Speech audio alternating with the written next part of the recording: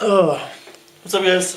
It's James, and I am still outside of Barcelona, Bellatour, Spain, and just sharing another video this week. And because I had a lot of ideas I wanted to share with you today, I want to talk about kind of just a matrix of ideas I've had lately. And probably what spurred this for me was the idea that in life we all have these egos, right? And I've thought of different ways to describe what an ego actually is, but I came up with a certain idea is that it's what we do to have a certain sense of certainty to move forward with confidence in life. It's the face or the persona that we put on to move forward with a sense of certainty. And there's all these beliefs and attitudes and past experiences and references and all these things that are a part of this force that we move forward with. This, I guess you could call it actually an identity. And the thing about it is that no matter if we have these beliefs or not, we're still going to live. We're still going to breathe in and out. We're still going to have our heart beating. So we don't need any of these things, but we choose to have them so that we can have a sense of certainty, and that creates a sense of comfort for us in the world. And I was thinking about this because I was considering, well, what is pain in the sense of learning? And I think that when we are confronted with something that's outside of this sense of certainty that we have, that is challenging it, or it goes against our beliefs, and it has value to us, then it really makes us think, and it creates pain because we realize that this sense of certainty that we've had for such a long time is wrong. And so in the game, there's a lot of this, I think, and I think that it's essential for learning because we had this sense of certainty that we're moving forward with, and then there's something outside that has higher value for us, and we want to achieve, we want to do well with women, so we have to realize that what we were doing before wasn't working out, and we had to change this sense of certainty into a different paradigm, basically. And so what this means is, I think, is that we shouldn't reject pain. We should welcome it, because I kind of think it's like we're walking backwards when we learn something new, but at the same time we're walking forwards. We're like in this kind of trance of like an airwalk, kind of like we're going backwards, but at the same time we're walking forwards. So we're realizing that our past belief was incorrect, and then we're filling it with a new belief, a new idea, a new set of responses to how we interact in certain situations. And this is all, it's conditioned through pain and pleasure. We don't realize what is wrong until we feel a sense of pain with it. We realize that it's wrong, and we feel pleasure by the resulting correctness, and based on what we want. If that makes sense. So, yeah, so I'll move into the next part now. Alright, so part two. Part two is that, so we have this uncertainty that we attack the world with. And I don't know if you guys have seen this, but I've been like kind of doing it like this. It's like this. This is us moving into the world. And when we welcome the pain, we become more open-minded. And we become open to these ideas. And when we're open-minded, they just come in naturally. We don't, when we're not so like this, and we're more kind of like that maybe a little bit, and we're willing to let other ideas come into how we approach the world, then the pain is lessened because of this. And I think that when we are open-minded, we begin to work with like, I think Tyler talks a lot about promotion-minded mindset.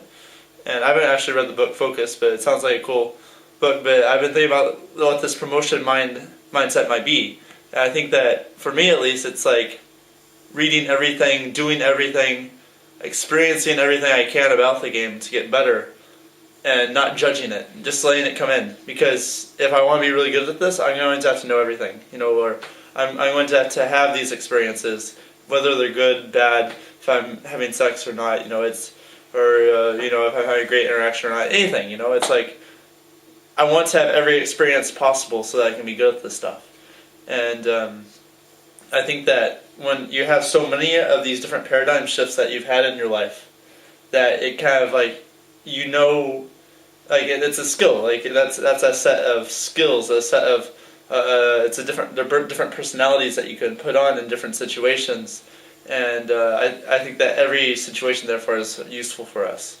It's something that plays into what's going on when we approach a woman or we approach a group of people or anything like that. So the second conclusion is be welcoming to every experience in a given area, so that you can, and also outside of it, there's other things that you can bring into your experience that will help you to move forward in the best way possible. And the whole thing is always having that high-minded expectation that you're doing the best, and you want to have the best for yourself in your life, and that your life means a lot to you.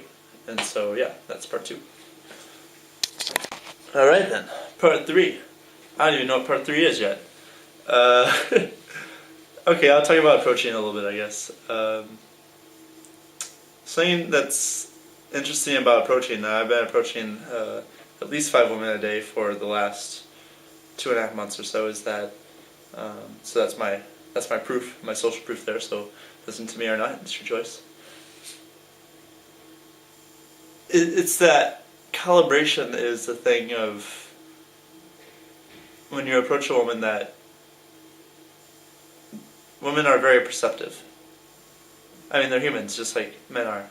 And they perceive, well, I mean, some are very perceptive, others may not as much, but for the most part, I mean, they can be perceptive and are generally more perceptive than men, actually, and they're pretty smart. So they will sense, they will feel, they will see your eyes, and I like to think, like, if you're thinking about the set, then they can tell. Like, if there are thoughts that are going on, then they can tell, and that it feels disgenuine then. So what happens is that when we're learning these new skills, like touching, going for makeouts, spitting the girl, having a certain line or something, it's like, if we're doing that as part of our practice, then it's okay, but we might get rejected a little bit more because they'll sense that's inauthentic. But then once we become comfortable with it in the process of being mechanical, and it becomes more natural, and we can say, right, this is the right time to use this. And when we have that more natural sense, it just flows.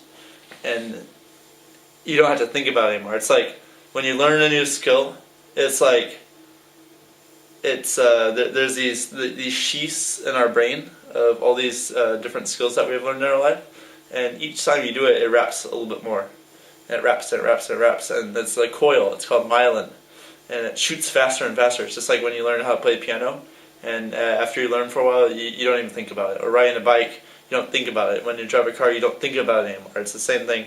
These are skills that when we don't have to think about them anymore, they come across as natural.